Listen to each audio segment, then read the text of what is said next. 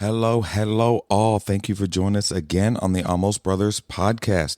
Hey, will you do us a favor? If this podcast has meant something to you and encouraged you, will you consider becoming a monthly supporter? You could do $3, $5, $8, or $10 a month. What this does is this helps financially support the podcast so that we can continue to put out content and help better serve you. So if you would, down in the show notes, you can click the link, support, and become a monthly member. We love you. New episode coming your way.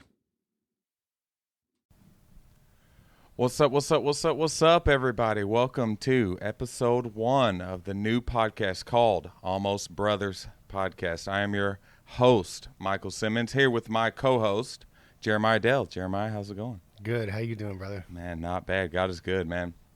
What we're going to be doing today is digging into Jeremiah and his life and his journey, getting to where we are today and to this point. So we're going to dig right in and kind of get started.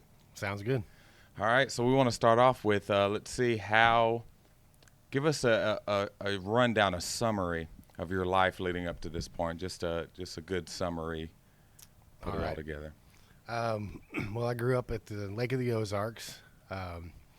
I was heavily involved in church growing up and played all the sports and stuff like that. Man, I really just kind of dove into everything. Things were really good. Actually went to college and stuff. Had an academic scholarship, and things were looked pretty good. From the outside looking in. It's just I think I had a little bit of an addictive personality from the get-go. And then when I hit a certain age, it wasn't the good things that I was involved in kind of started falling off, and I found other things to be involved in that weren't so productive and good. But anyhow. Yeah, that's an easy road to kind of go down, as everybody around you is doing it. So, hey, might as well jump right on in. Right. And it seems like the wrong crowds are always easier to fit into. That's right. It's hard.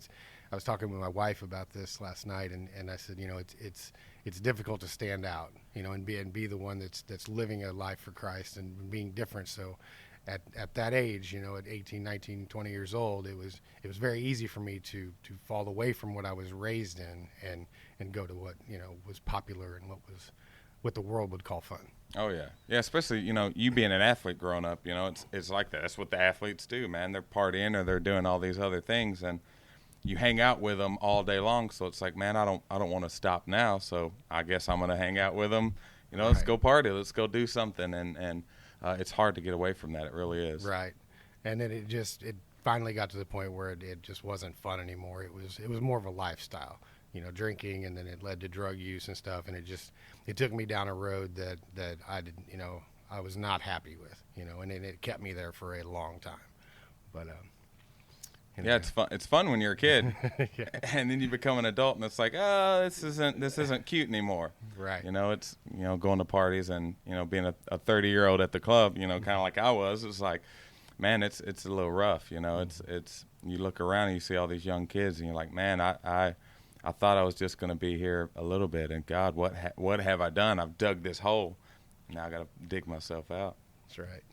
So let's talk about you've been recently married. Yes, I got married last June, so coming up on 1 year now.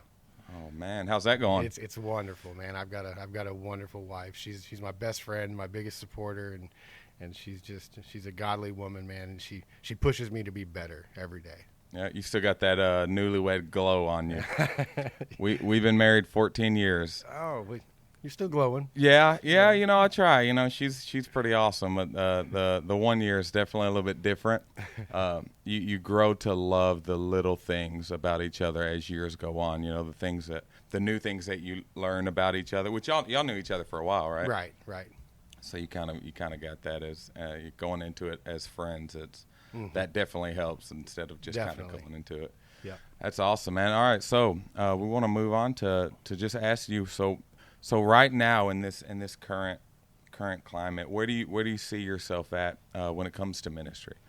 Well, right now I'm just we haven't lived here very long. We just moved up here to Dexter a couple months ago, and and we found a great church here at Lighthouse, and we're just eager to get involved in any way we can. We just want to get in and serve, wherever we fit in, and God's been opening doors, and he's been making things, available for us to kind of pour ourselves into, and I just think that is going to become more and more readily available the longer we're here. Oh, absolutely. Things, especially with the heart that you and your wife got, just being willing to serve, just like, man, like, where can I help out at? And that's going to go a long way. That really is. It's going to be, be where something comes open and y'all are readily available, and boom, here you go, So I think that y'all have the right heart for ministry like that, and to be ready when called upon. My wife and I have both been through so much, so we feel like we have a lot to offer. We've got an understanding of what it feels like to be, overlooked or involved in addiction or, hurt, in any fashion. There's a lot of hurt that comes along with life. When you get to be 40 years old, you've been through a lot and you've seen a lot. And, and with God, we've overcome a lot.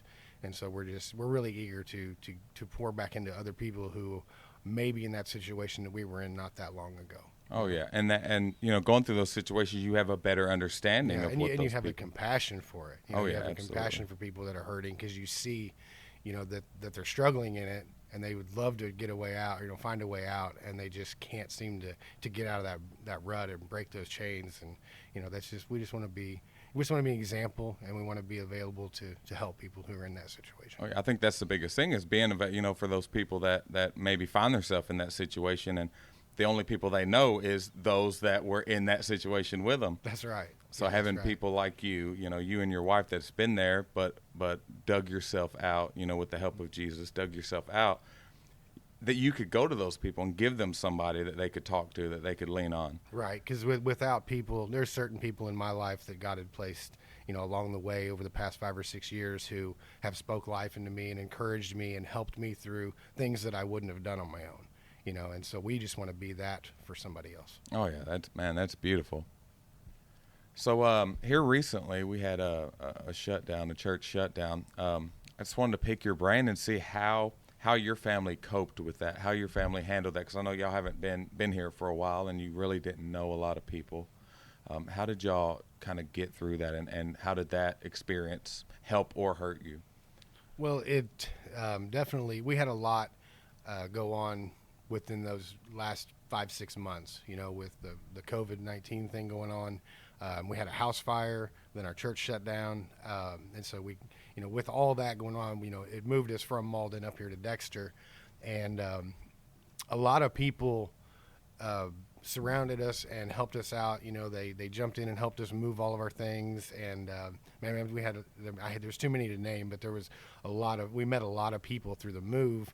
And it just helped us kind of get acquainted with the church up here and the pastor here and his wife, and then just several people here in this community that have really helped me out, keeping me busy with work and stuff. And it was a tough time, but the people in my life that I'm surrounded by really rallied around us and really helped us, with the transition. And like I said earlier, we're just excited to see what God's got for us up here, because my wife and I both firmly believe that, everything happens for a reason. And, there's a reason why we're here in Dexter, and there's a reason why we're around the people that we're around right now. And we just think that God's got something big in the works. That's right. Yeah, man, I completely spaced, y'all's house getting burnt, man. That was crazy. And just kind of, and just like you said, it seems like everything just kind of lined up. For when we made the transition over to Dexter, y'all were already living here, so it made things a little bit easier for you.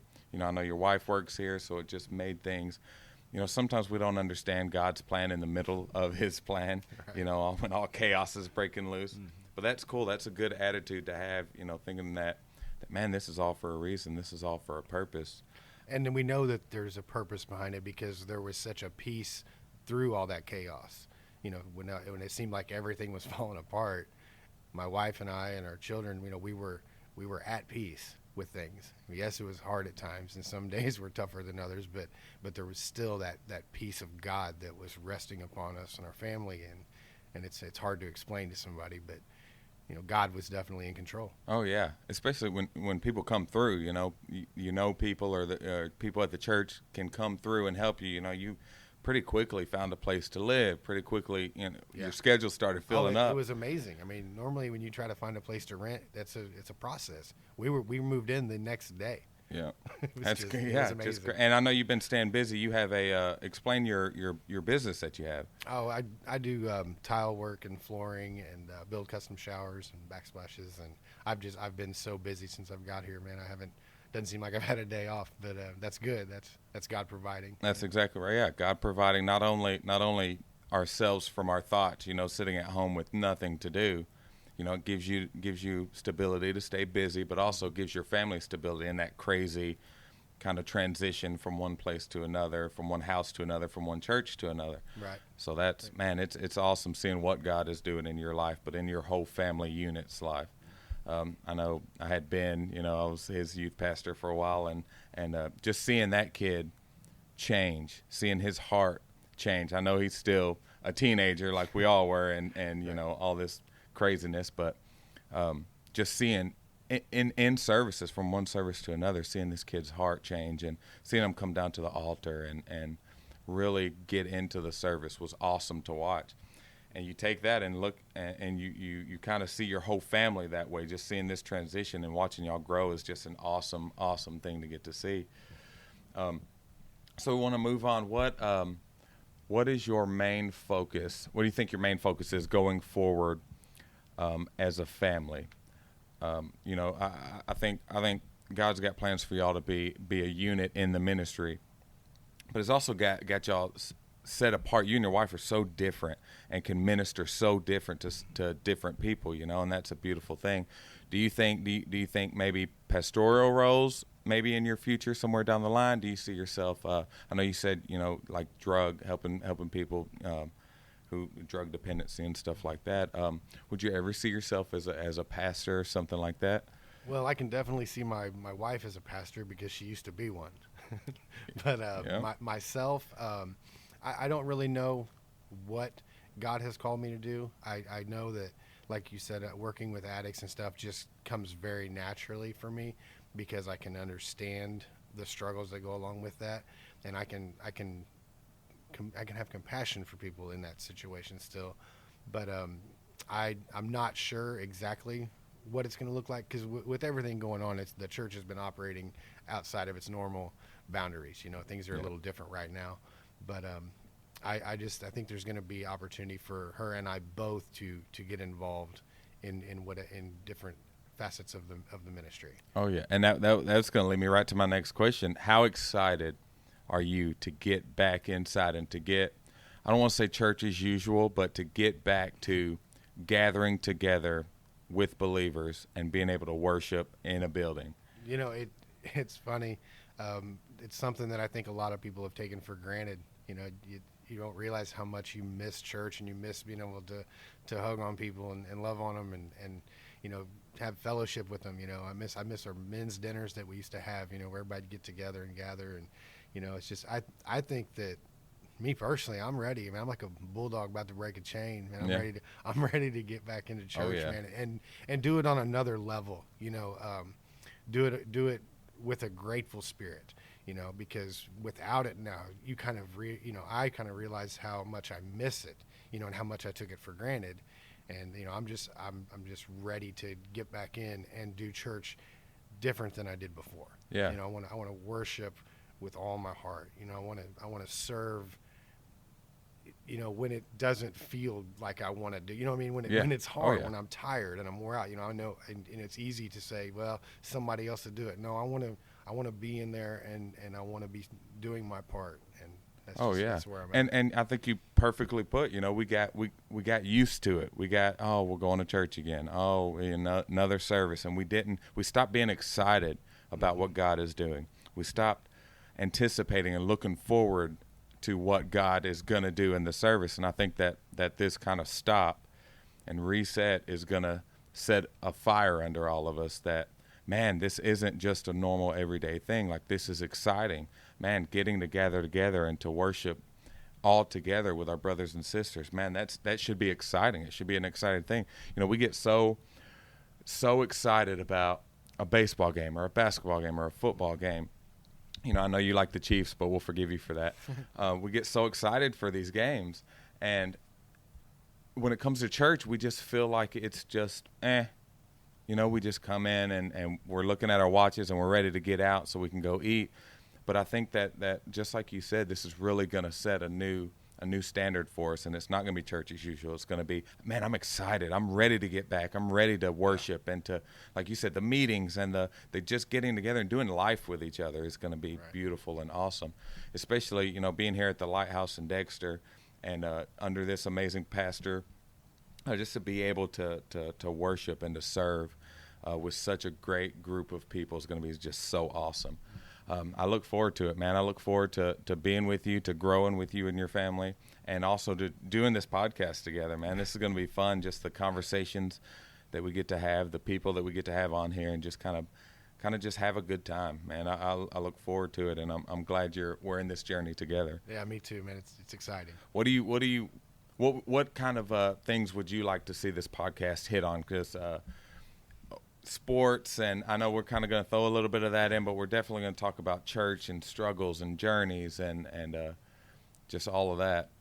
Yeah, I'm excited to just kind of discuss what has really helped me out, and what has helped me out is people that has held me to accountability level and has really just kind of forced their way. I asked them to, force their way into my life, get up in my face. If you see me not at church on Sunday and then you see me not at church on Wednesday, come talk to me, because I don't want to miss church. So if I'm missing church, then there's probably something going on, and just hold me accountable. I think to me, that was the biggest thing to transition me from where I was to where God really wants me to be, is just being able to open myself up and ask people to get all up in my business. Oh yeah, to keep, like you said, you've been one of the people that do that a lot. Absolutely, absolutely.